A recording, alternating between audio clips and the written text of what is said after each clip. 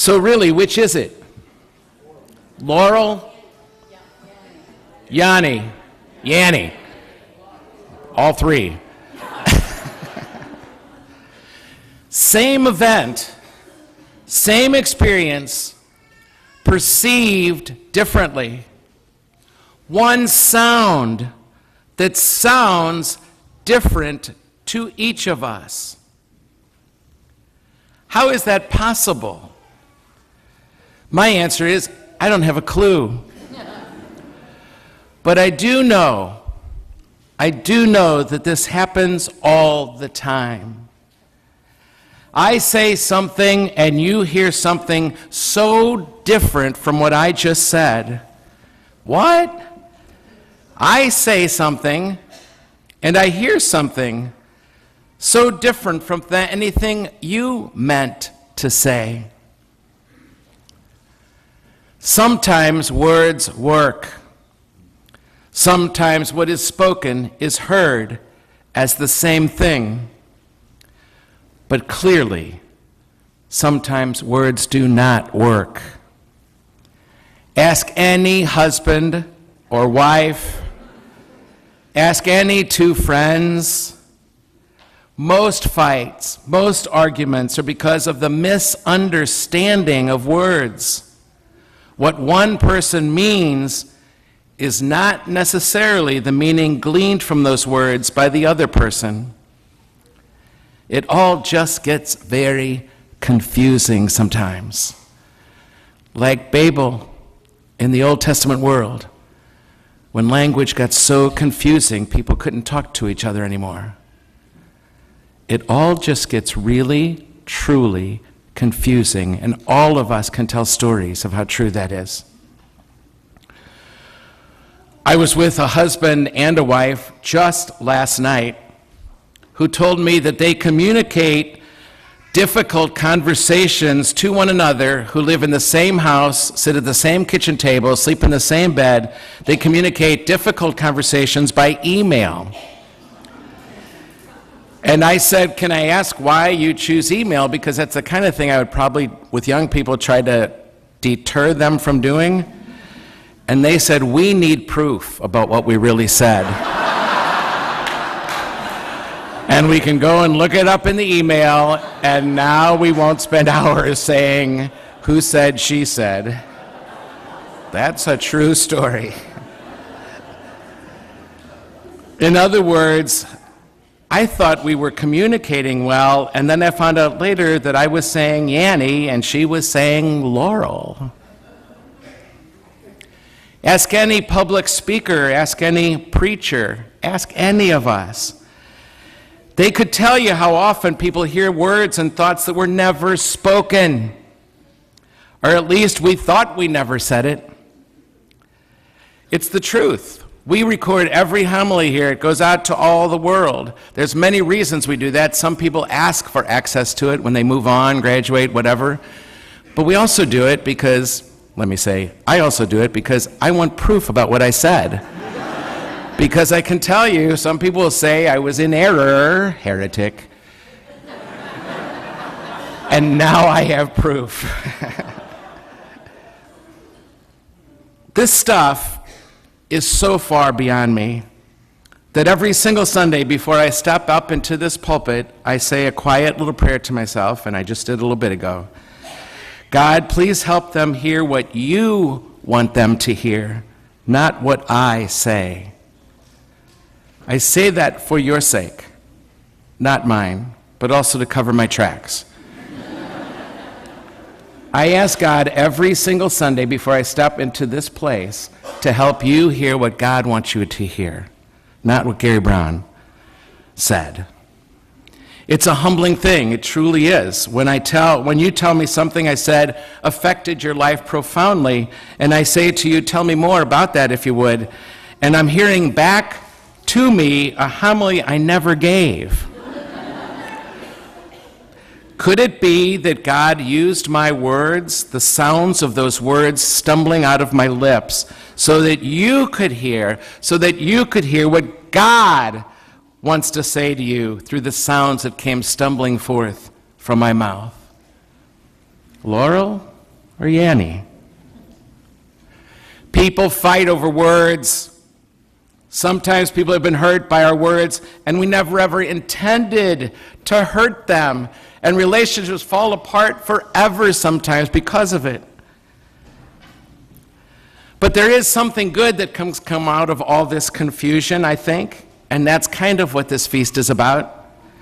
The one thing good that can come out of all this misunderstanding and hurt that words leave us with is that over time, you and I can become more careful, full of care in the words we choose with one another, more alert to how other people might hear that in a way I never intended to say it.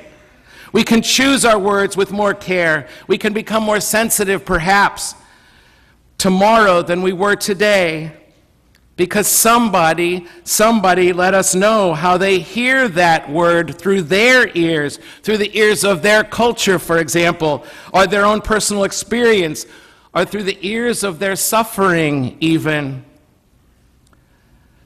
Over our years, our ears become more finely tuned, you and I, and we can build up our vocabulary, you and I. We can get better at this talking thing. It's so fun for me, I'm sure for you, to watch little kids before they start talking. You're just yearning to hear them put words on their experiences, on their thoughts. You're yearning for something like that, and then they stumble out with words, and it's so cute, it's so cuddly, it's so warm, it's so wonderful. Watching them move from gibberish to words to sentences now, it's really remarkable. They're still learning, and it's so obvious to us, but we need to see in them the truth, the prophetic challenge, actually, to remember that you and I are always learning how to talk. We are still learning how to talk. At 67, we're learning how to find the right word that doesn't offend. That's an important, necessary thing. It can drive us crazy when we're corrected for something we didn't know, especially if they come back fuming with us over our insensitivity. But nevertheless, even if they do it poorly, I need to get better at talking. I need to get better at speaking. I need to be more careful about the words I'm using if I don't want to hurt people unnecessarily. We are all, like those little kids among us, we're all still learning how to talk. I see it in pronounced ways, in the ways words are used, especially between genders these days. And also the way words are used between religions. Nobody's necessarily right or wrong, but the truth is, most people are not trying to be mean about the words they use. They just don't understand. Or we understand in such different ways sometimes. It can get just so confusing. It really can get confusing. Yanni or Laurel?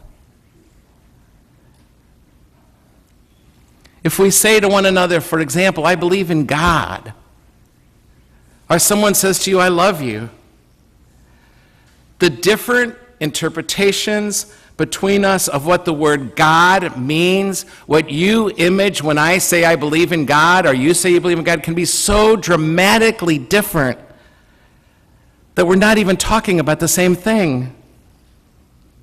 And I love you. We can assume so much about what somebody means by those words.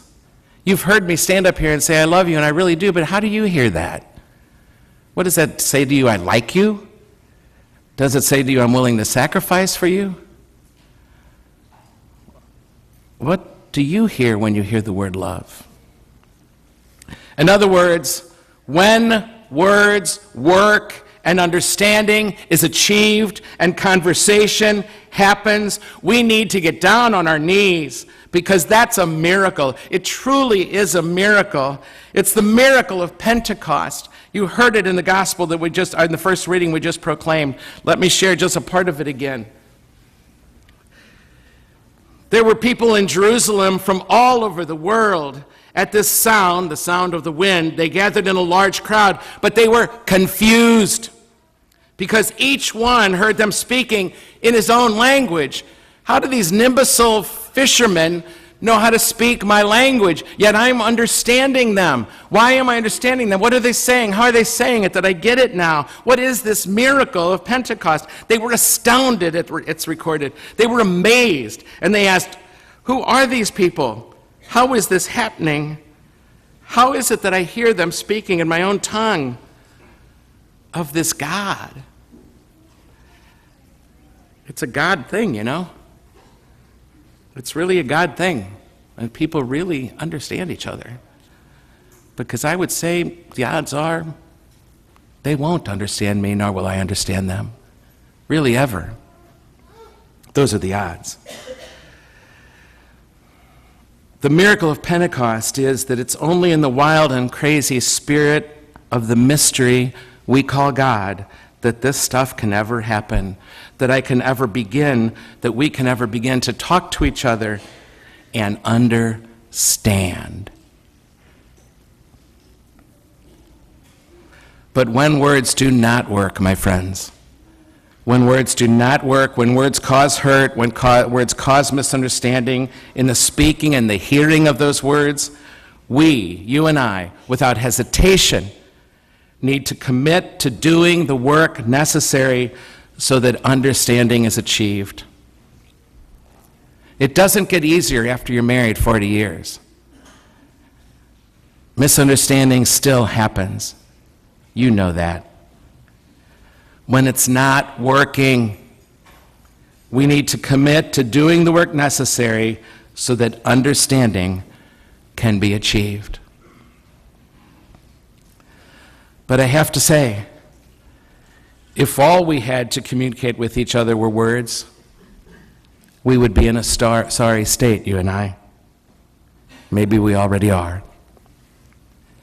But I propose to you that the most profound communication, the frame on our words that has everything to do with what we see and hear, is not with words, but through gesture, through symbol, and even rituals, really. Everything from a smile behind what I say to a firm handshake along with what I say, or at the end of our conversation, or an embrace, or a kiss, or a gift.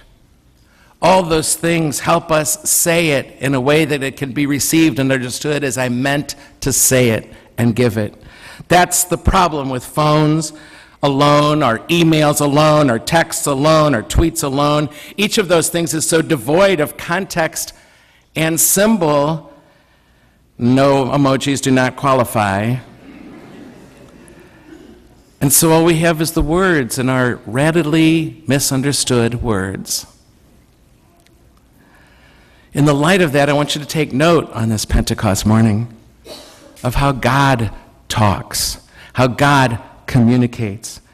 God can speak to us, each of us, in our own languages, but that too can get gummed up between us and God, as between spouses and friends. Words can get stuck in our heads and they become things to argue about, even with God, and as I said, easily misunderstood. So that God's language, the way God talks to us, is that God chooses to transcend words. And God speaks most powerfully, eloquently, in ways that can be understood by everybody on this planet, all billions of us, in a right way, because God speaks in symbols and gestures and metaphors. That's how God talks, because God knows words get so screwed up in cultures and it becomes so tricky to talk. God speaks to us most eloquently, most definitively, most powerfully, most easily understood in commonly held symbols, gestures, and metaphors. And it happens right here at the altar every time we gather like this. In the midst of all the words the priest prays in our name, all those words that can be really easily understood and argued about, and they are, it's really what's underneath those words. It's the gestures and the symbols. That's what carries the meaning and the power and the eloquence of God to us at this Eucharist and every time we gather at this table. For example, the most profound gesture of all, it's so simple. I come down here at the offertory and I open my hands to receive the gifts of bread and wine brought forth by you to me symbolically. And I take them to this table. I take what you offer. I take it. The first gesture is receiving, is taking. The second gesture is blessing. When I raise my hands in the name of the Universal Church and hold them over the elements of bread and wine and you, and you, and you, and I bless. And then the gesture that gave the Eucharist its first name, I hold that host up and I break it. I break it. The breaking of the bread. And then in communion, share. Take, bless, break, share. Take, bless, break, share. It's the Eucharist in gestures. It's wordless, the power underneath of all this, so that no matter what the jabber is over that, the prayers of the church changes and changes and changes again. From English to English to English to bad English.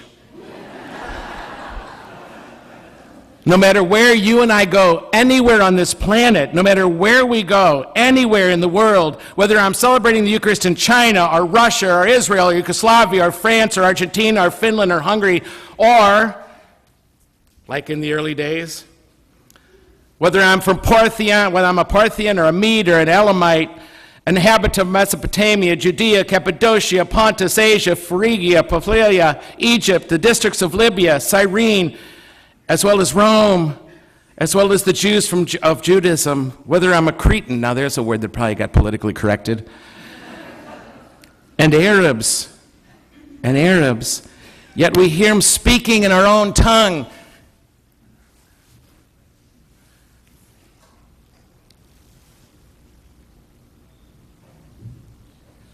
And you guys who are making your first communion today, that's what you're going to see. Anywhere you go to Mass on the planet, you'll see just that. And you'll know you're home. You won't understand the words spoken over those gestures, but that's what you'll see. And then you will know that you're home. And you will know that you're so loved just for who you are. And you'll know you're not alone in this world, because those are all the ways Jesus tells us, I'm with you. I'm with you right here and always I'm with you.